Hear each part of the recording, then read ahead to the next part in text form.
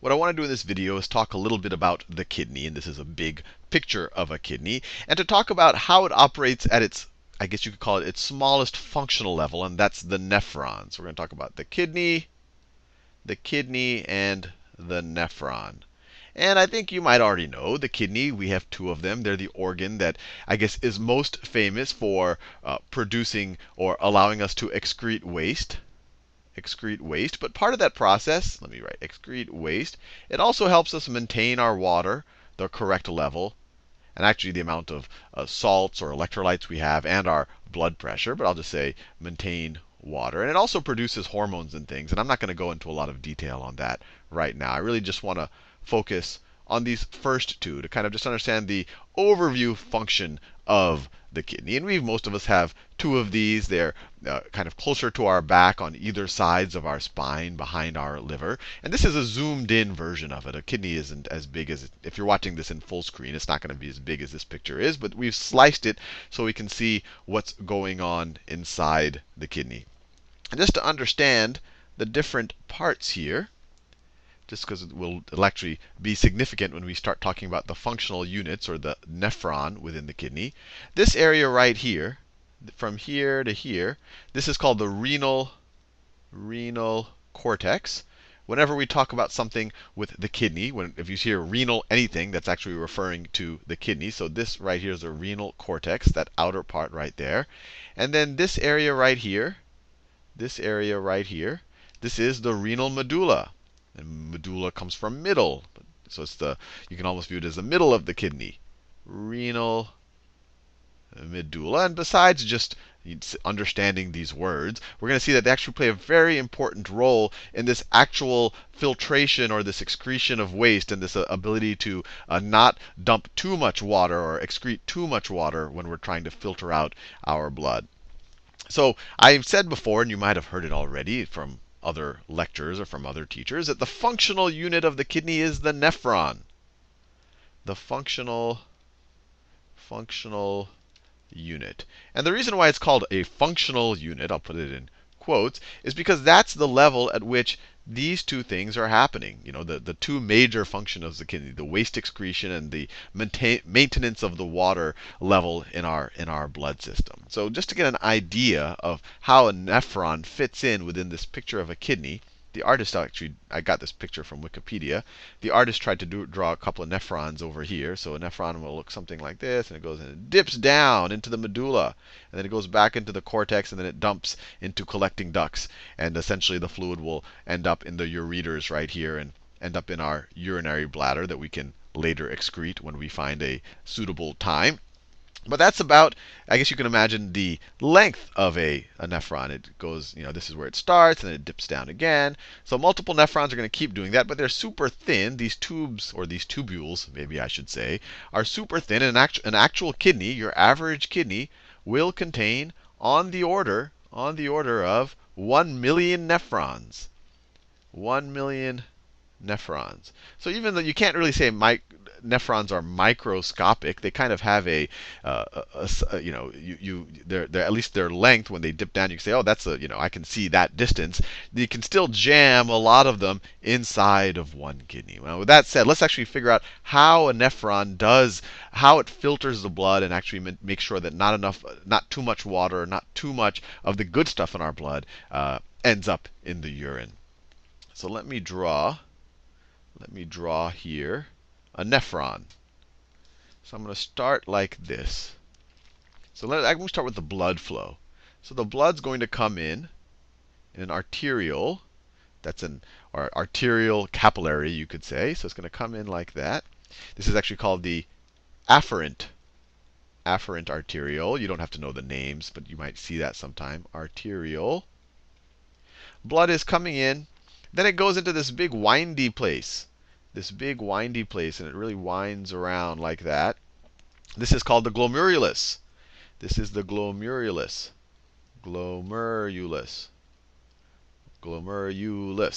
And then it leaves via the efferent arteriole. Efferent. Let me switch colors. This red is getting monotonous. This is the efferent arteriole. Efferent. And efferent just means away from the center. Afferent towards. efferent away from the center. And I'll talk about it more in the future, but it's interesting that we're still dealing with an artery at this point, that it's still oxygenated blood. Normally, when we leave a capillary system, like the glomerulus right there, we're normally dealing with the venous system. But here we're still in an arterial system.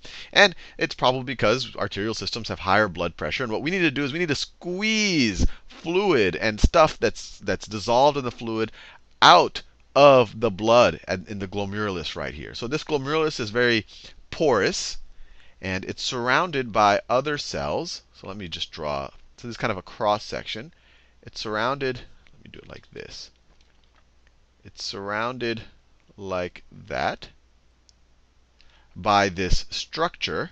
And these are cells here. So you can imagine these are all cells over here.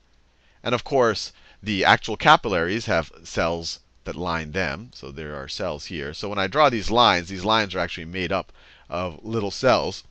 What happens is the blood comes in at really high pressure. This is very porous. These cells out here, they're called podocytes. They filter. They're a little bit more selective in what gets filtered out. And essentially, you have about a fifth of the fluid that's coming in. About a fifth of the fluid that comes in ends up going into this space right here. That's called the Bowman's space. Well, actually, this whole thing is called the Bowman's capsule. You can imagine it as some kind of it's a sphere with an opening in here that the capillary can kind of wind around in. And this space right here, this is the Bowman's space. Well, I mean, it's the space inside the Bowman's capsule. It's the Bowman's capsule.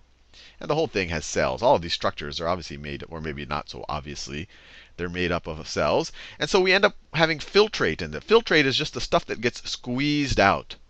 So I'll call it filtrate. We can't call it urine just yet because there's a lot of steps that have to occur for it to be kind of to earn the name urine. So it's only filtrate right now. And essentially what gets squeezed out, I said it's about a fifth of the fluid.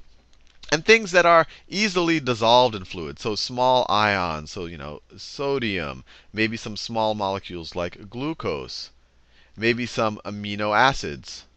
There are tons of stuff in here, but this is just to give an idea. The things that do not get filtered are things like red blood cells, or larger molecules, larger proteins. They will not get filtered. It's mainly the micromolecules that'll get filtered, that'll be part of this filtrate that shows up here in the Bowman space.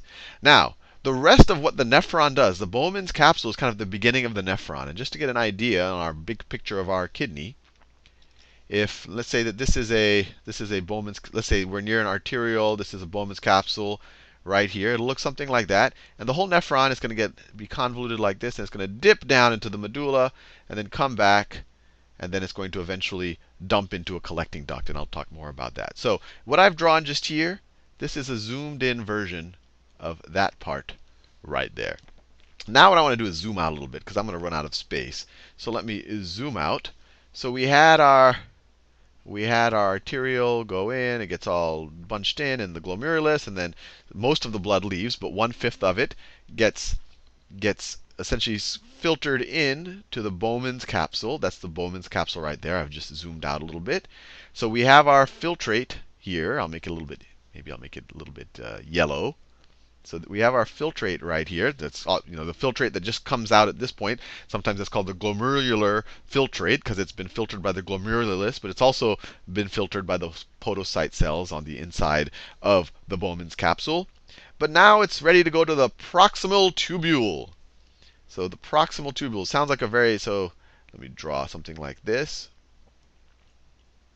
And obviously this is not exactly what it looks like, but it gives you the sense. This right here, this is the proximal tubule. And it sounds like a very fancy word, but proximal just means near, and tubule, you can imagine, is just a small tube. So it's a small tube that's near the beginning. That's why it's called the proximal tubule.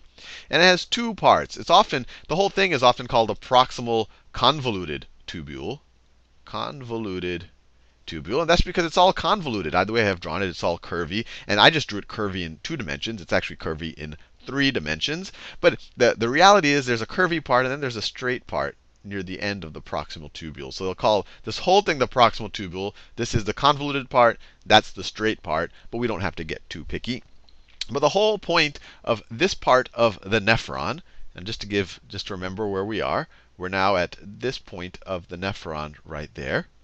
The whole point is to start reabsorbing some of the stuff that is in the filtrate that we don't want to lose. We don't want to lose glucose. That's hard-earned stuff that we ate that was good for energy. We don't want to lose necessarily as much sodium. We've seen in multiple videos that's a useful ion to have around. We don't want to lose amino acids. Those are useful for building up proteins and other things. So these are things we don't want to lose, so we start absorbing them back. And I'll do a whole video on exactly how that happens, but it's done actively.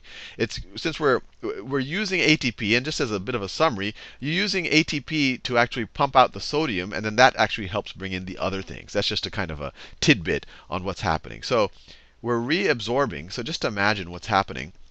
You have cells lining the proximal tubule right now. And actually, they have little things that jut out. I'll do a whole video on that because it's actually interesting. So you have cells out here. And on the other sides of the cells, you have an arterial system, or a capillary system, I should say, actually. So let's say you have a capillary system here that is very close to the cells lining the proximal tubule. And so this stuff actually gets actively pumped, especially the sodium, but all of it, using energy, gets pumped back into the blood selectively. And maybe a little bit of our water. So we're pumping back some sodium, some glucose, and we'll start pumping a little bit of the water back in because we don't want to lose all of that water. If all of the water that was originally the filtrate, we were just leaving our urine, we'd be excreting gallons and gallons of water every day, which we do not want to do. So that's the whole point. We're starting the absorption process. And then we'll enter the loop of Henle. And actually, this is, in my mind, the most interesting part of the nephron. So we enter in the loop of Henle, and it dips down. It dips down and then comes back up. So the loop of Henle. And so most of the length of the nephron is the loop of Henle. And if I go back to this diagram right here, if I'm talking about the loop of Henle, I'm talking about this whole thing right there. And you can see something interesting here. It crosses the border between the cortex, this light brown part, and the renal medulla, this kind of reddish or orange part right there. And it does that for a very good reason. And I'm going to draw it here. So let's say this is the dividing line. This is the dividing line right here. This right here was the cortex. This right here is the medulla. So the whole point, well, there's 2 points of the loop of Henle. Loop of Henle. One point is to make the medulla salty. Make the renal medulla salty. And it does this by actively pumping out salts. So it actively pumps out salts, and it does that in the ascending part of the loop of Henle. So this is the ascending part. So it actively pumps out salts, sodium, potassium, chloride, or chlorine, I should say, chlorine ions. It actually actively pumps out these salts right here to make the entire medulla salty, or if we think about it in terms of kind of osmosis, make it hypertonic. You have more solute out here than you have in the filtrate that's going through the tubule. So what it does is it makes it, and it uses ATP to do this. All of this stuff requires ATP to actively pump against a concentration gradient. So this is salty. It's salty. And it's salty for a reason. It's not just to take back these salts from the filtrate, although that's part of the reason. But by making this salty, so this part, the ascending part, is only permeable to these salts and these ions. So only ions. It's not permeable to water. So we could say not permeable to water. Not water. The descending part of the loop of Henle is only permeable to water. Only water. So what's going to happen? If this is all salty because the ascending part is actively pumping out salt, what's going to happen to water as it goes down the descending loop? Well, it's hypertonic out here. Water will naturally want to go and kind of try to make the concentrations balance out. I've done a whole video on that. It doesn't happen by magic.